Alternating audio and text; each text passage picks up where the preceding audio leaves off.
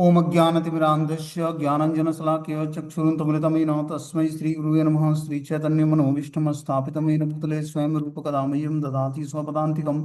वन्देऽहं श्रीगुरु श्रीयुतपदकमलं श्रीगुरून् वैष्णवाचं श्रीरूपं साग्रजातं सगण रघुनाथान्वितं तं सजीवं साद्वैतं सावधूतं परिजनसहितं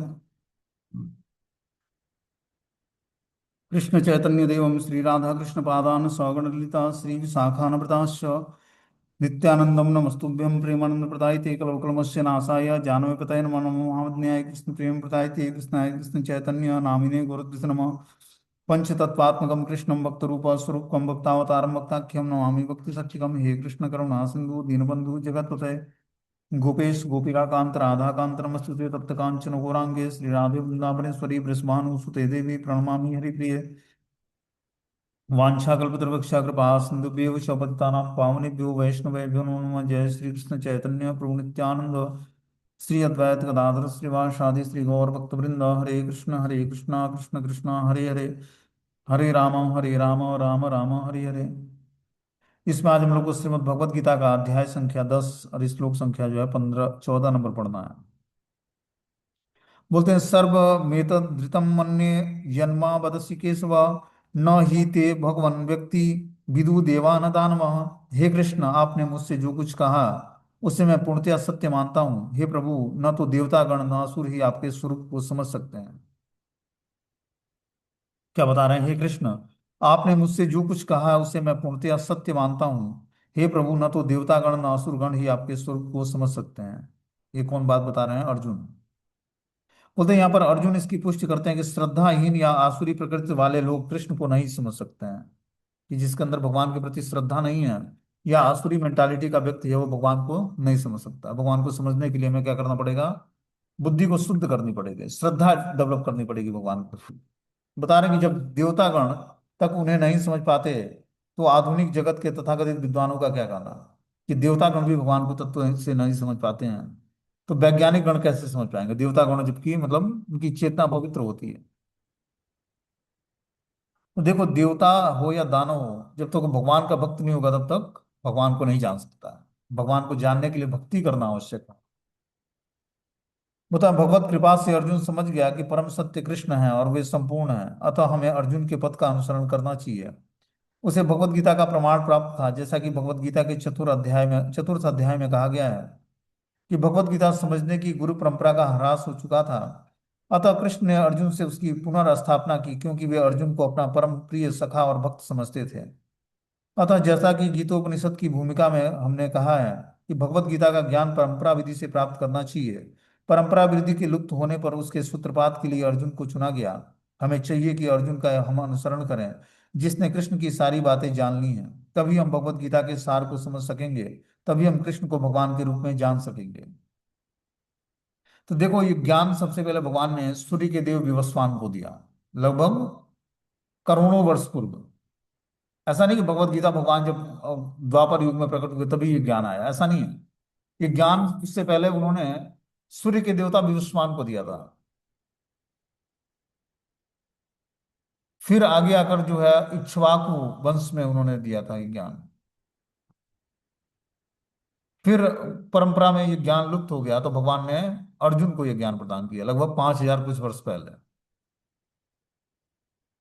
तो बता रहे हैं कि हमें अर्जुन के पथ का अनुसरण करना चाहिए, और इस प्रकार ये ज्ञान, भगवत गीता का ज्ञान परंपरा विधि से प्राप्त करना चाहिए। परंपरा विधि के लुप्त होने पर उसके सूत्रपात के लिए अर्जुन ने भगवान को चुना, अर्जुन को भगवान ने चुना।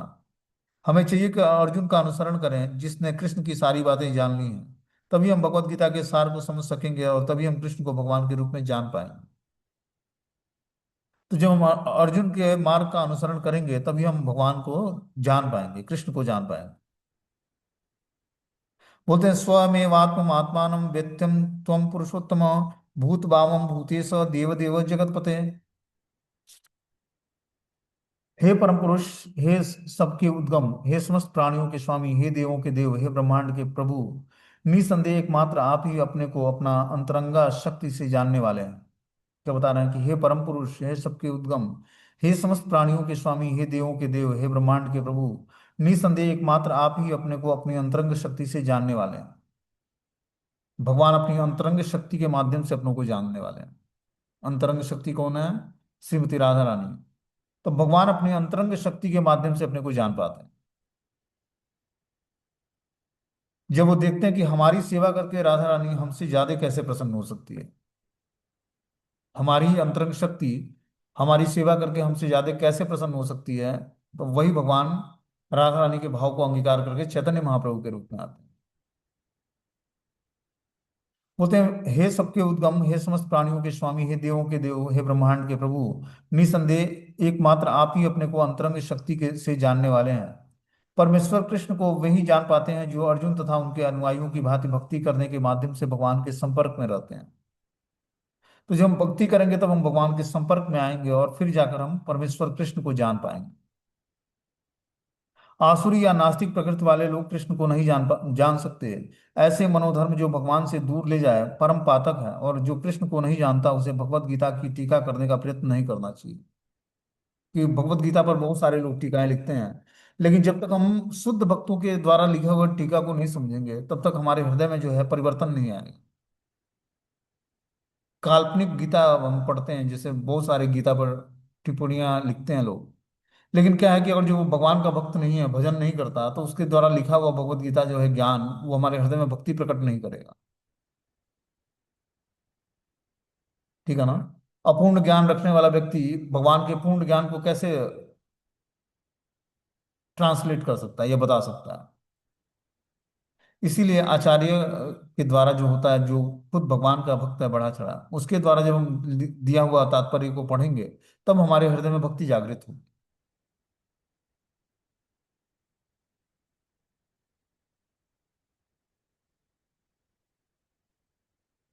बोलते हैं, परमेश्वर कृष्ण को वही जान सकते हैं जो अर्जुन तथा उनके अनुयायियों की भांति भक्ति करने के माध्यम से भगवान के संपर्क में रहते हैं।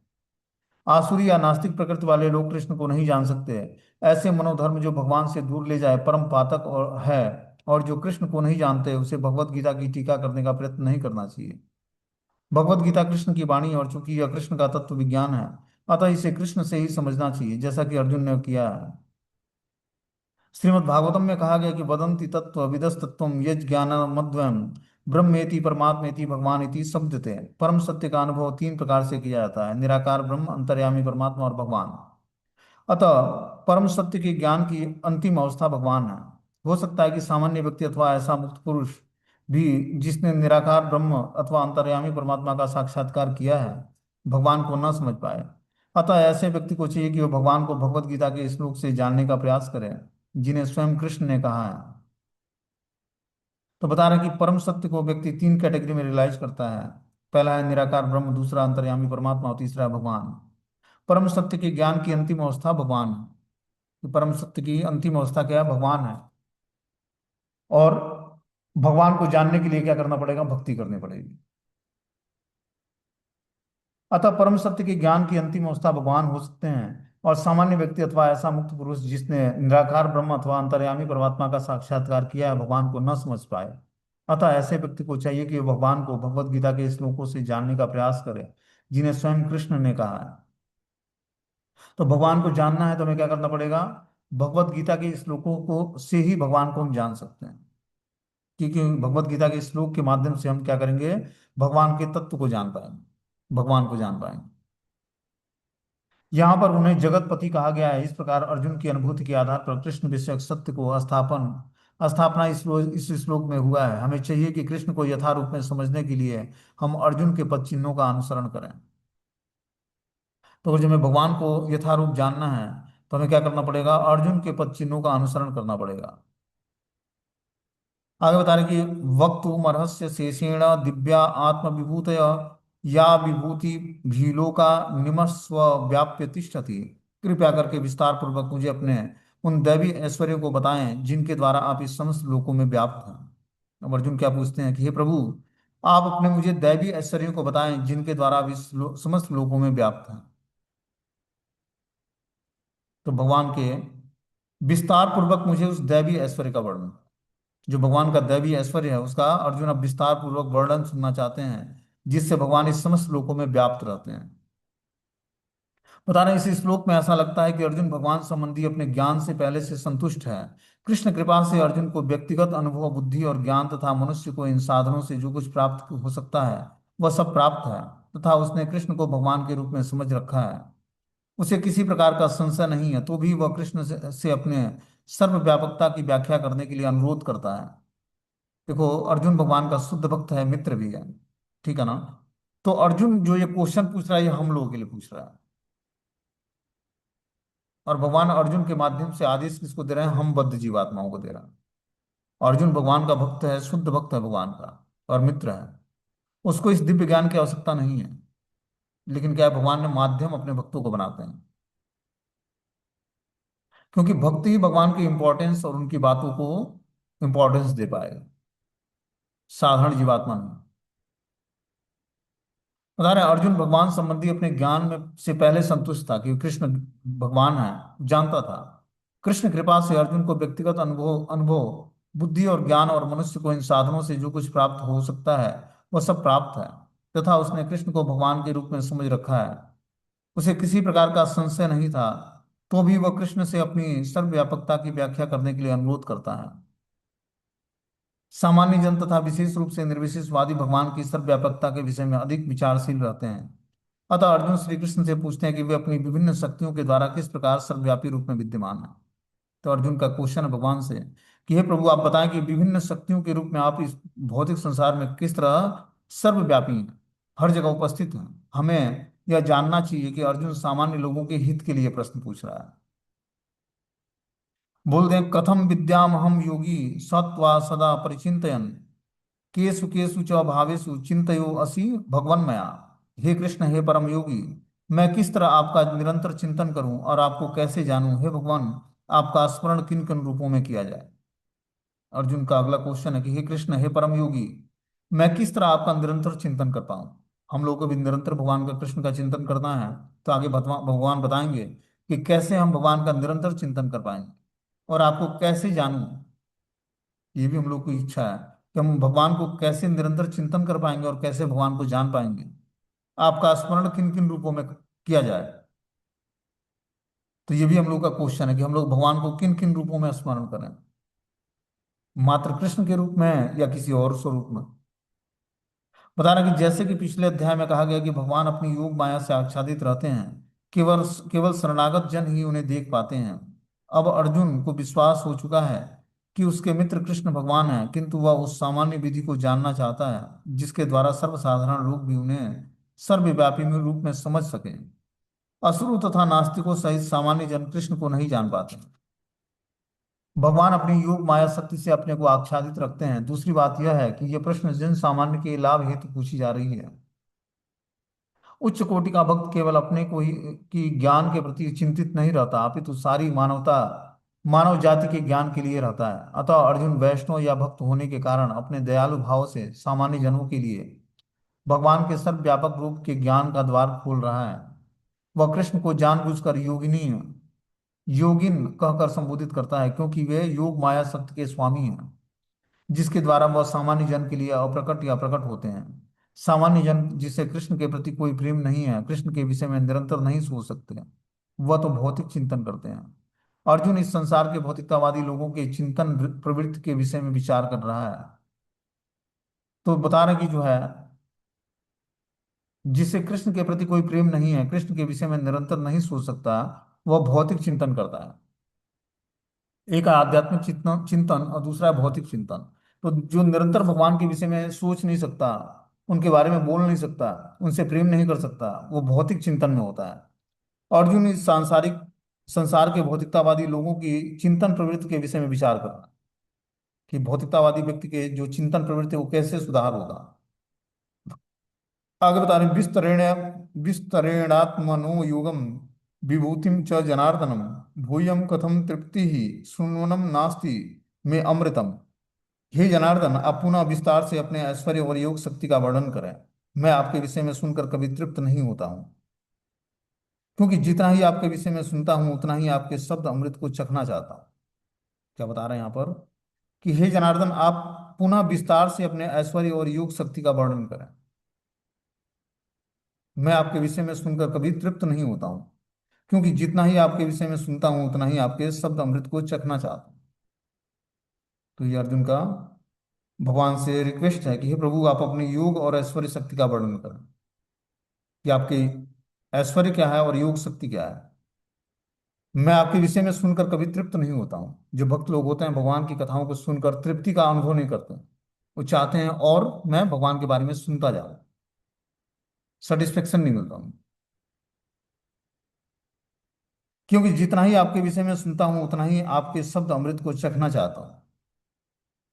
बोलते हैं इसी प्रकार का निवेदन नैमिषारण्य के शौनक आदि ऋषियों ने सूत गोस्वामी से किया था। वह यह निवेदन इस प्रकार है कि वयम तू न वृत्ति वृत्तिप्यायम उत्तम श्लोक विक्रम है यत् क्षुण्णमाम रस ज्ञानम स्वादु स्वादु पदे पदे। उत्तम उत्तम स्तुतियों द्वारा प्रशंसनीय कृष्ण की दिव्य लीलाओं का निरंतर श्रवण करते हुए कभी तृप्ति नहीं होती है। किंतु जिन्होंने कृष्ण से अपना दिव्य संबंध स्थापित कर लिया है वे पद पद पर भगवान की लीलाओं के वर्णन का आनंद लेते रहते हैं।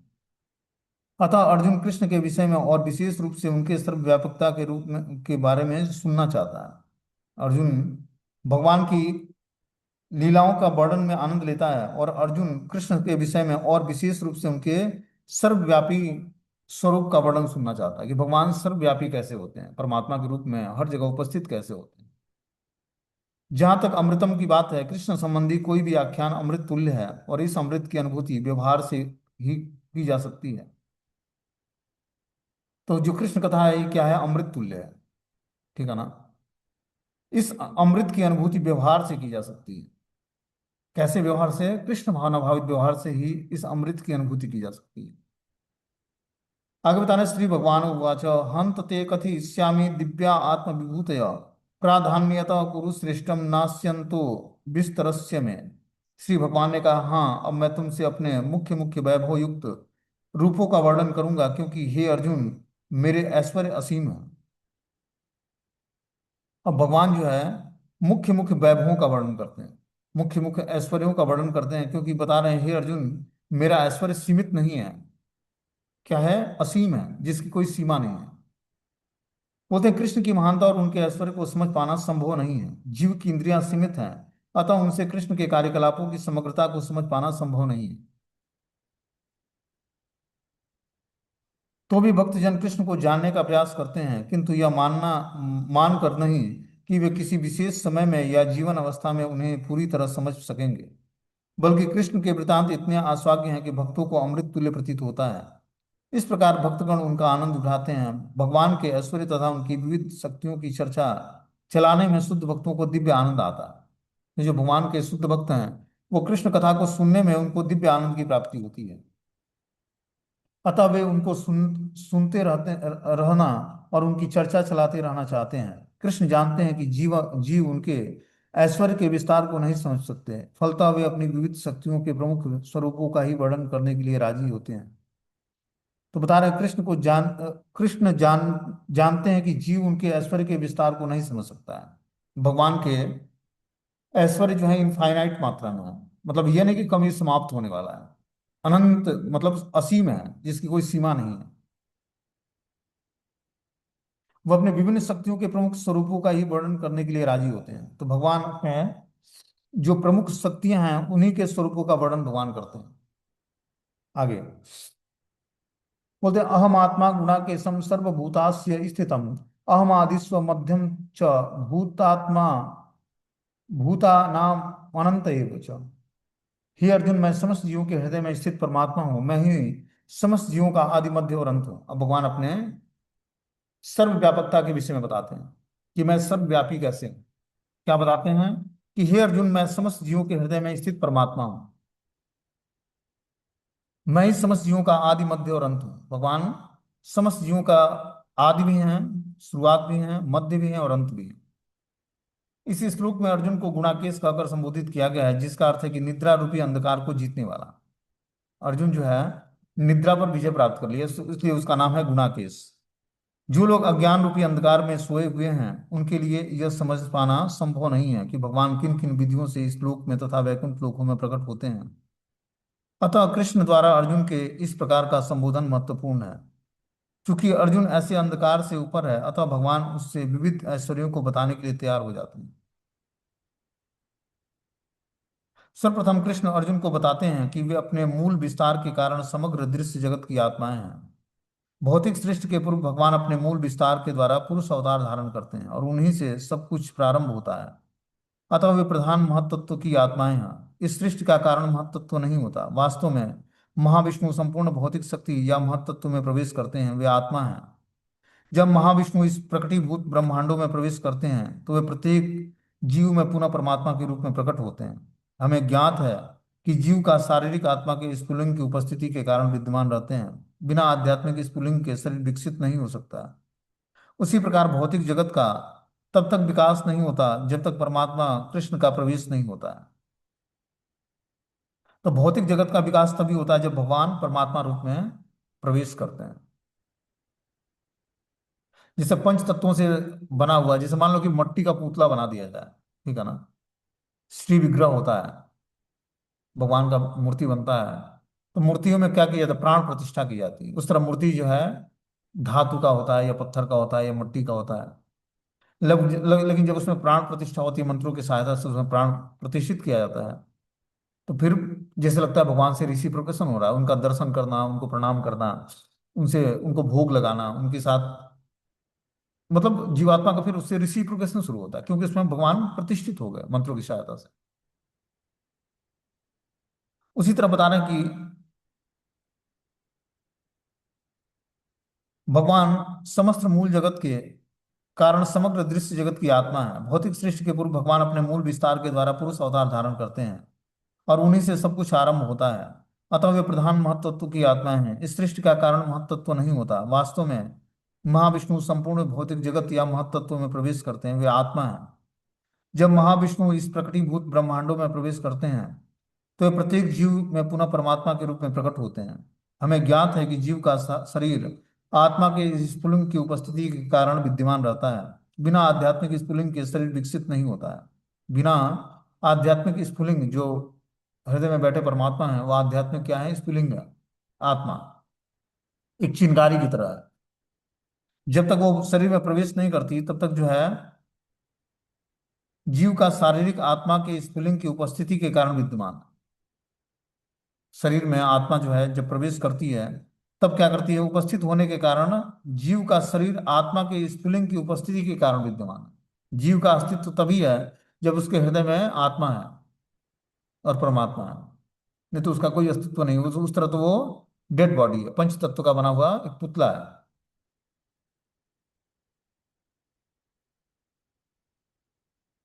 बता रहे कि श्रीमद् भागवतम के 3 पुरुष अवतारों का वर्णन हुआ है। सातवं तंत्र में भी इसका वर्णन मिलता है। भगवान इस लोक में अपने 3 स्वरूपों को प्रकट करते हैं, कारणोदशाई विष्णु, गर्भोदशाई विष्णु और क्षीरोदशाई विष्णु के रूप में। ब्रह्म ब्रह्म संहिता में महाविष्णु या कार्बोदशाई विष्णु का वर्णन मिलता है। या कारण यह कारणाणव जले भजति अस्म योग निद्राम। सर्वप्रथम कारण भगवान कृष्ण महाविष्णु के रूप में कारणाणव में शयन करते हैं। अतः भगवान ही इस ब्रह्मांड के आदि कारण, पालक और समस्त शक्तियों के अवसान है।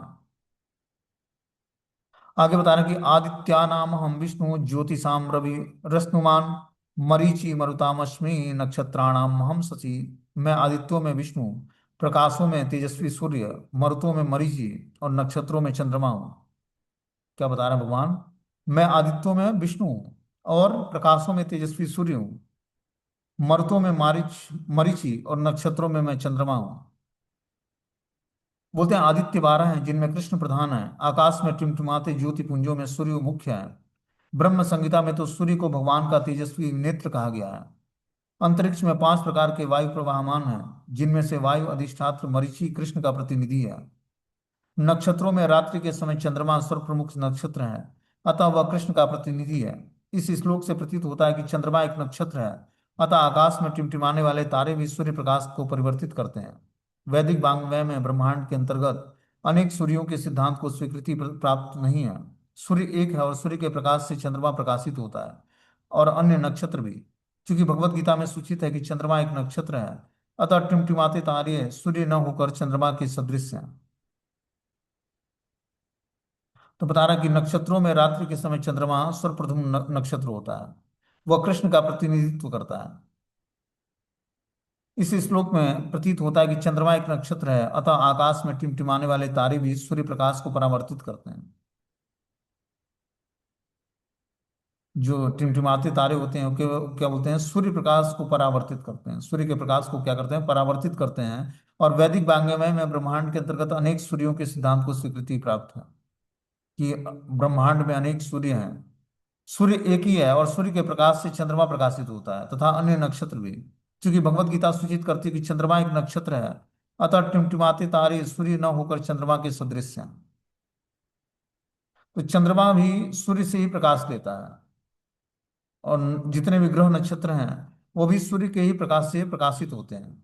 उनका अपना कोई स्वतंत्र अस्तित्व नहीं है। और सूर्य जो है भगवान को रिप्रेजेंट करता है, भगवान का तेजस्वी नेत्र ही सूर्य है। बोलते हैं वेदानाम साम वेदो अस्मि, देवानाम अस्मि वासवः, इंद्रियाणि मनः चास्मि, भूतानाम अस्मि चेतना। मैं वेदों में साम वेद हूँ, देवों में स्वर्ग का राजा इंद्र हूँ, इंद्रियों में मन हूँ तथा समस्त जीवों में जीवनी शक्ति चेतना हूँ। तो बता रहे कि वेदों में मैं साम वेद हूँ, देवों के मैं स्वर्ग का राजा इंद्र हूँ, इंद्रियों में मन हूँ तथा समस्त जीवों में जीवन शक्ति चेतना हूँ। पदार्थ तथा जीव में यह अंतर है कि पदार्थ में जीवों के समस्त चेतना नहीं होती, अतः ये चेतना परम तथा शाश्वत है, पदार्थों के संयोग से चेतना उपस्थित नहीं की जा सकती है।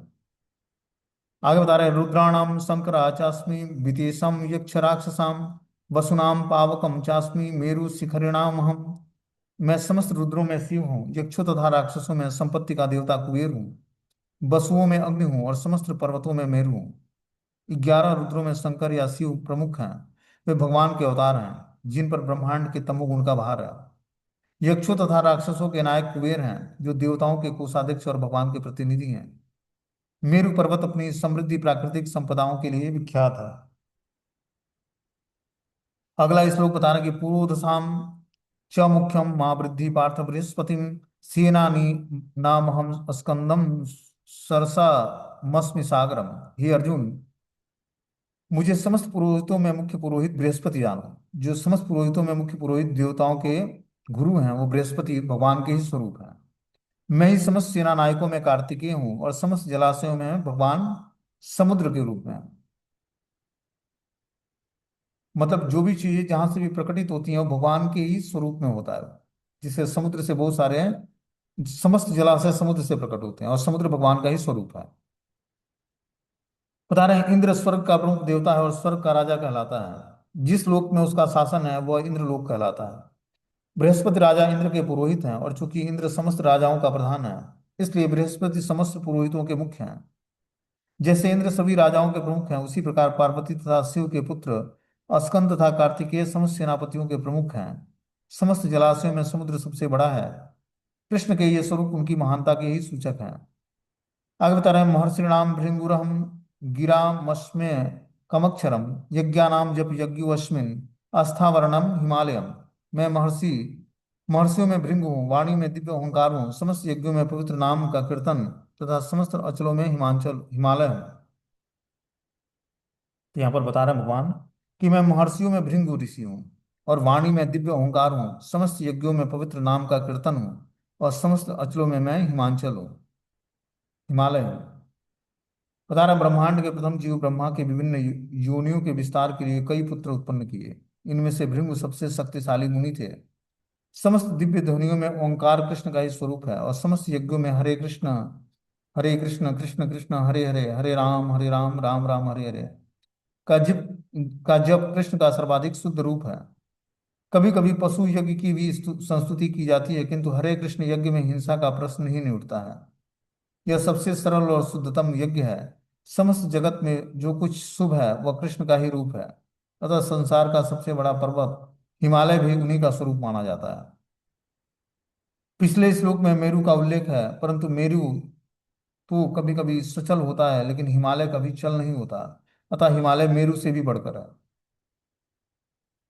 तो यहाँ पर हर वस्तु व्यक्ति स्थान की श्रेष्ठता का वर्णन हुआ है कि वो जो श्रेष्ठ वस्तु है वो भगवान के कारण ही श्रेष्ठ है। आगे बता रहे कि अस्वस्थम सर्व वृक्षाणाम देवर्षिणाम च नारद, गंधर्वाणाम चित्ररथम सिद्धानाम कपिलो मुनि। मैं समस्त वृक्षों वृक्षों में अस्वस्थ वृक्ष हूँ।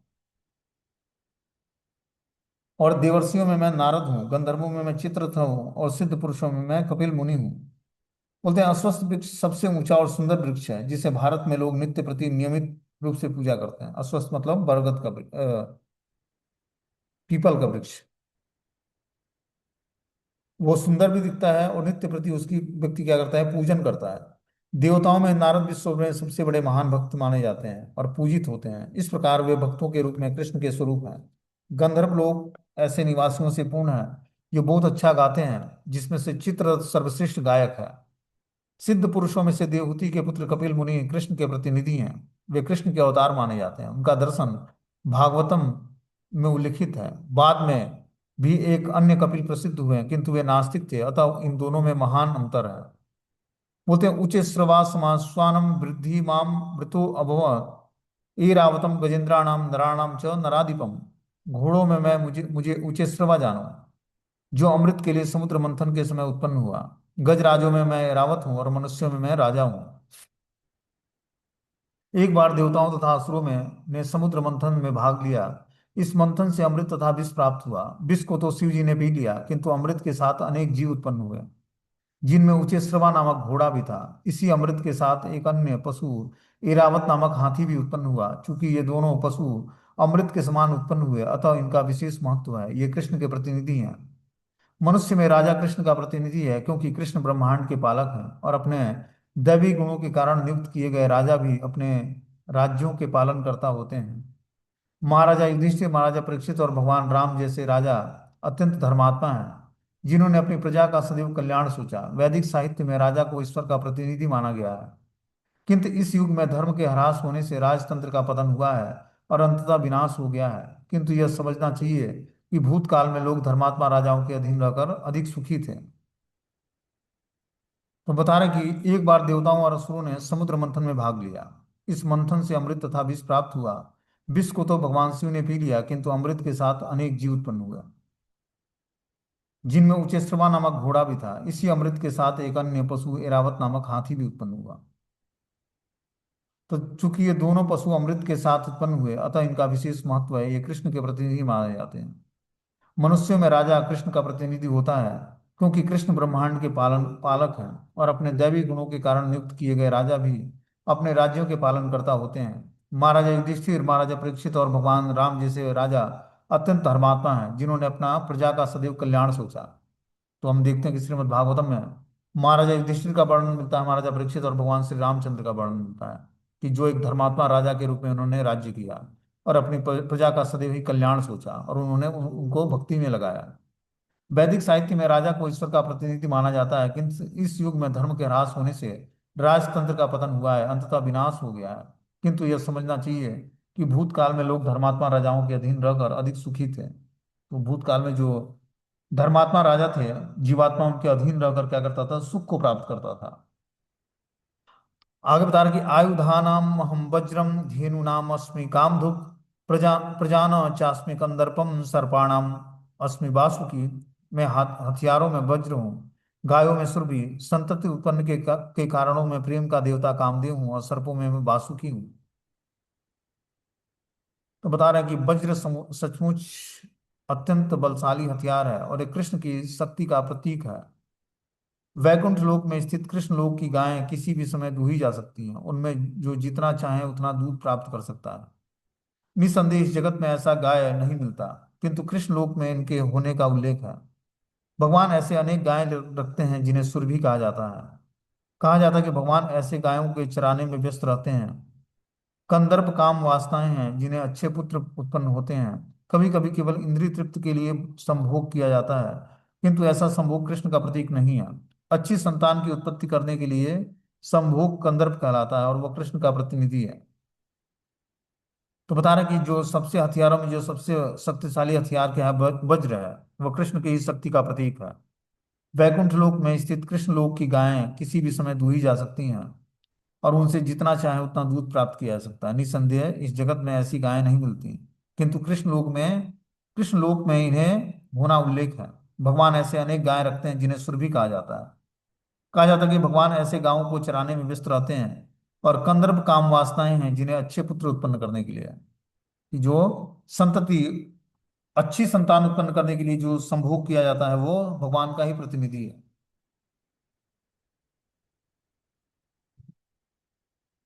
अगले श्लोक में बता रहे कि अनंत चास्मि नागानाम वरुणो याद साम हम पितृणाम अर्यमा चास्मि यमः संयमात्म। अनेक फणों वाले नागों में मैं अनंत हूँ, और जलचरों में मैं वरुण हूँ, मैं पितरों में अर्यमा हूँ, और नियमों के निर्वाहकों में मैं मृत्युराज यमराज हूँ। तो अनेक फणों वाले नागों में मैं अनंत सबसे प्रधान हूँ। और इसी प्रकार जलचरों में भगवान बता रहे हैं मैं वरुण देव हूँ। ये दोनों कृष्ण का प्रतिनिधित्व